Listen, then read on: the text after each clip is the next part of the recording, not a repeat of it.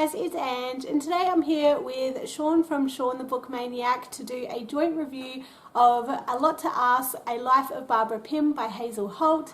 Now, we read this together back in June and we both absolutely loved reading this together, and we love Barbara Pym, so it was the perfect buddy read for us, and we got to know so much more about Barbara Pym herself. Now, the author of this biography, Hazel Holt, was a longtime friend of Barbara Pym's, and she included some of her own personal experiences with Barbara Pym, but then also used a lot of her diary entries and letters to people to form this biography, and it was definitely really interesting. She definitely really had an interesting life. Now, Barbara Pym is an English novelist, and she was born in 1913. And then she died in 1980 of ovarian cancer, and so she had quite a long life, and throughout this period she wrote quite a few books. So today I want to focus on two aspects of the biography, and then also Shawn after me will be focusing on two other aspects of the biography that we thought was really interesting. The first aspect I want to talk about is her romantic relationships. So throughout her life, Barbara Pym never got married. She was, as she called herself, a spinster, and she called herself this from a very early age, from about 24 onwards, and yet she had quite a few romantic relationships. Some of them stand out more than others, but she had quite a few marriage proposals as well, and I just thought that was really interesting that she chose to be a spinster for her whole life. I also remember reading that she loved cats more than children, so that could have been part of it, that she just didn't want to get married and have children. And I just really loved that about her, that she wanted to focus on her career and writing her novels, and I just really admire her for it. So one relationship that really stands out, and she met this guy during her time at Oxford, and this was Henry Harvey. She also referred to him as Lorenzo in her diaries, giving him more of a romantic name, and I guess not making him as real. So she was really infatuated with him. She would follow him around and just really want to be close to him.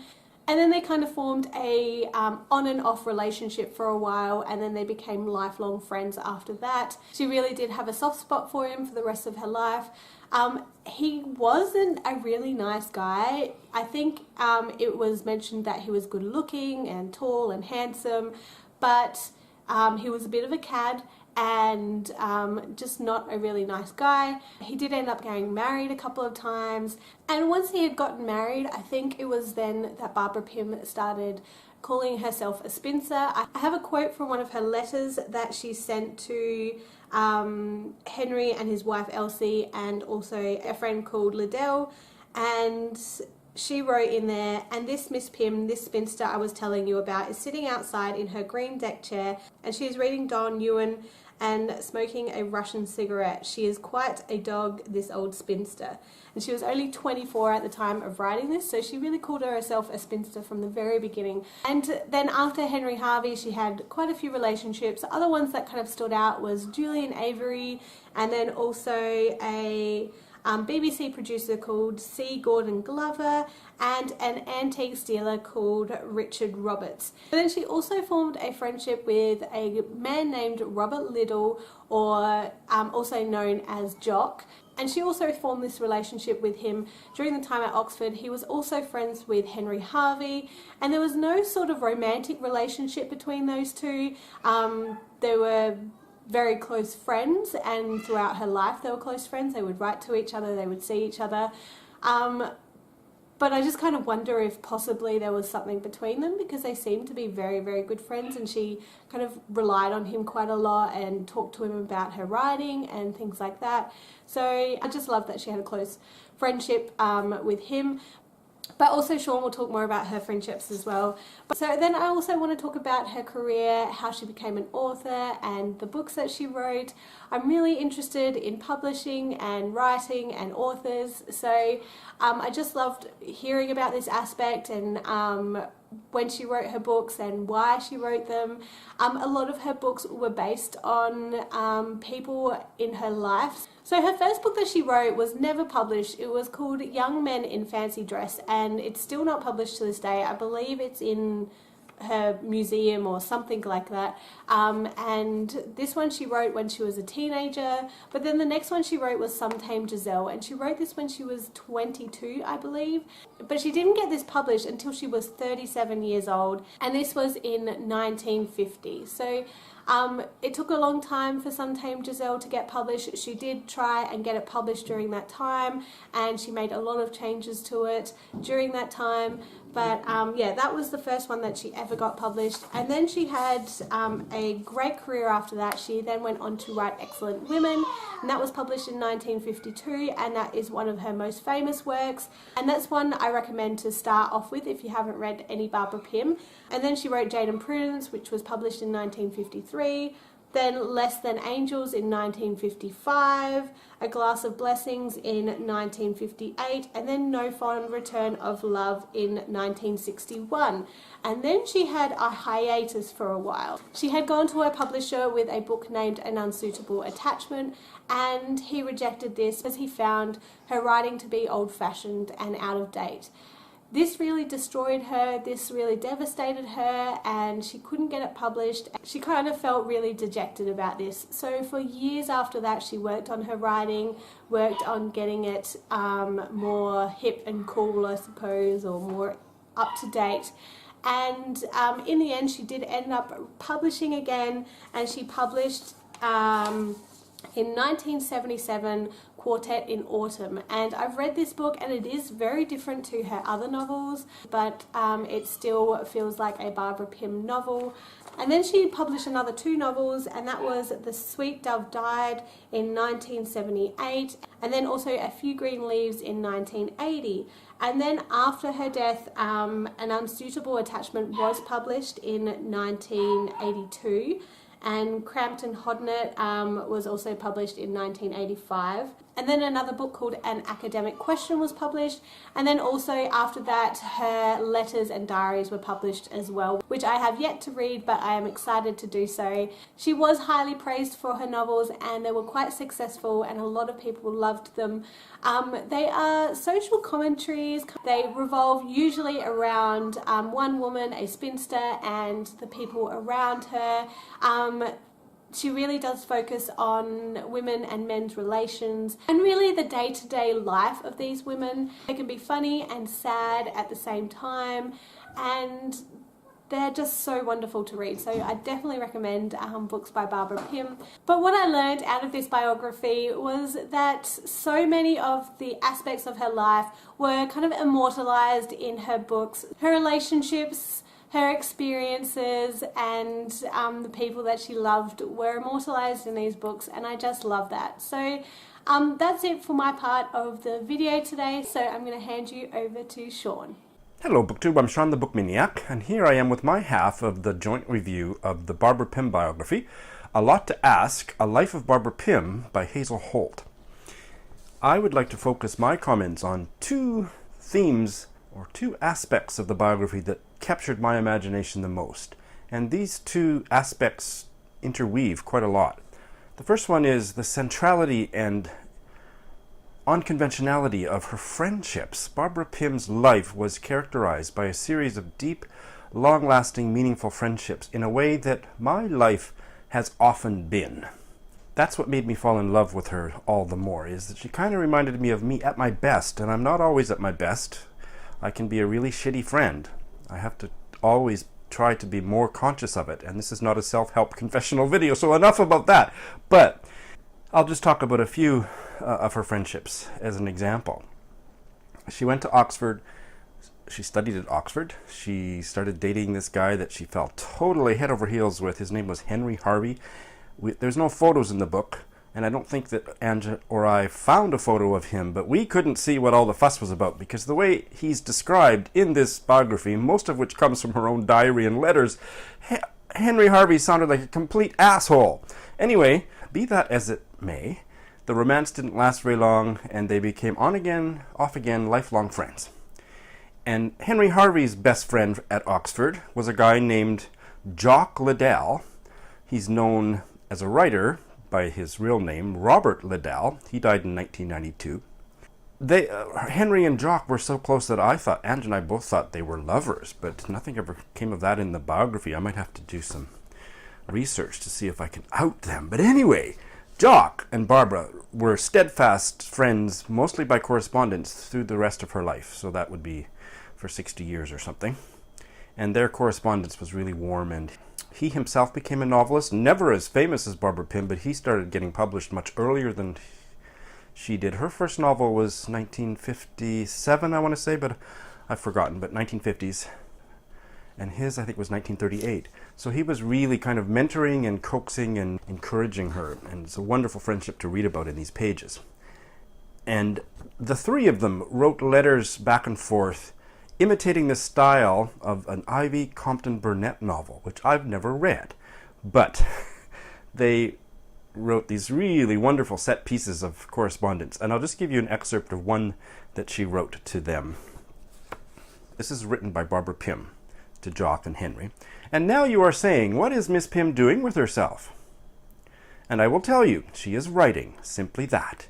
And she is writing a new novel, and chapter 1 is nearly done. But it is not in rhymes, no sir, not even Miss Pym is as clever as that. And you will be coming back to England, and you will be meeting this so dull spinster, which is like the old brown horse walking with a slow, majestic dignity. And you will be saying, well, for goodness sake, Miss Pym, like they say in the films. But this spinster, this Barbara Mary Crampton Pym, she will be smiling to herself. Ha ha, she will be saying inside. But I have that within which passeth show.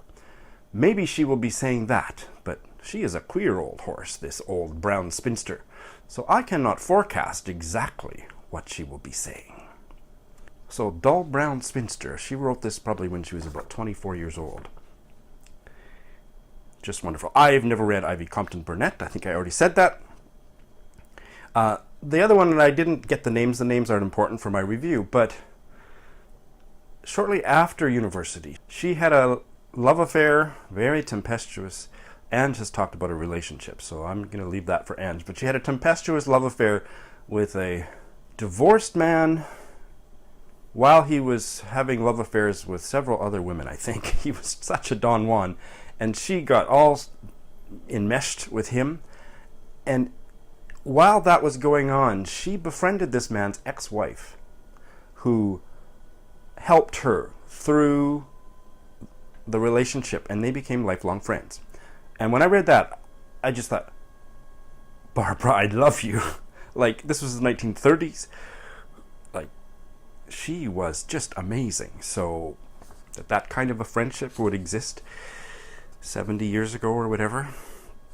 And of course, she had a deep friendship with the biographer herself. Hazel Holt was, I think, her assistant at the African Institute. Barbara Pym worked for 40 years, I think, at an anthropological institute in London. I think it was called the African Institute.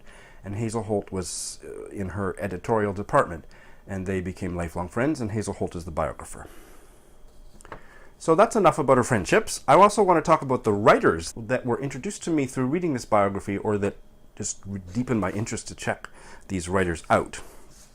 And actually, I'm going to start with one that is neither of those things, but just, again, this made me fall in love with Barbara Pym. She got obsessed with Denton Welch, and I read Denton Welch's novel, the title of which escapes me, but there it is, a few months ago, and absolutely loved it, and I have become obsessed with Denton Welch. She became obsessed with Denton Welch, and he died in 1948, age 35 or something, so she was discovering him after his death, and she stalked him beyond the grave. She went to his childhood home, she had her sister find his will, and then started doing detective work about that. And Denton Welch, despite being somewhat disabled, loved to go on picnics, and she went on a Denton Welch picnics in the same park where Denton Welch had gone on picnics, and she did all this stuff, which that's how she was about the men in her life, the real live living men that might be romantically available. She would stalk them like that. And her protagonist Dulcie in No Fond Return of Love does the same thing. So that's just a Barbara Pym quirk that I absolutely love, and no, I'm not like that myself. One of her favorite writers was Charlotte Yonge. who died in 1902, and looks like she was about 80.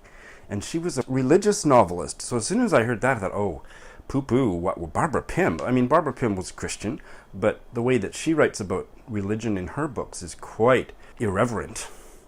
And she has a lot of atheist characters that are as sympathetic as her religious characters. So, Barbara, why do you like Charlotte Yonge? But I read more of the description of Charlotte Yonge on her Wikipedia page, and she does sound kind of interesting, and she was admired by George Eliot, Tennyson, Anthony Trollope. So there must be some literary merit there. Nobody talks about her today. Have any of you read a Charlotte Yonge novel?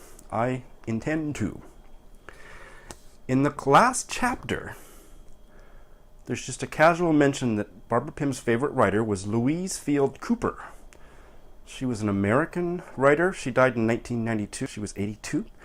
I've never heard of her. And that she doesn't have a Wikipedia page. There's very little other than some blog entries and stuff about her. But she wrote the same kind of social comedies that Barbara Pym did. And she loved Barbara Pym's writing too. So I will track down some used copies if I can find them. She liked the novel The Brontes Went to Woolworths, the 1931 novel by a British novelist, Rachel Ferguson. I'd never heard of it. I think Ange had heard of it, but Ange is a walking library. Rachel Ferguson died in 1957, age 65, and this is a novel about a group of adult bohemian sisters who cannot renounce the childhood habit of inventing stories about everything and everyone they encounter. And what a lovely title. The Brontes Went to Woolworths. This one is in print, and it actually is on Scribd as an ebook, so Ange and I are going to probably do a weekend buddy read of it coming up soon because it's just a couple hundred pages. There were so many other writers that I found out about through reading this biography. I guess I'll just close by saying I want to read some of Jock Liddell's novels. I want to read some Ivy Compton-Burnett as well. So it was a delightful experience. I'm going to be reading her first novel after her 16 years in the literary wilderness, Quartet in Autumn, published in about 1977 or 1978. I'll be reading that in September now. I will be reading it that much more deeply, having gotten so much out of this biography. Thanks for watching.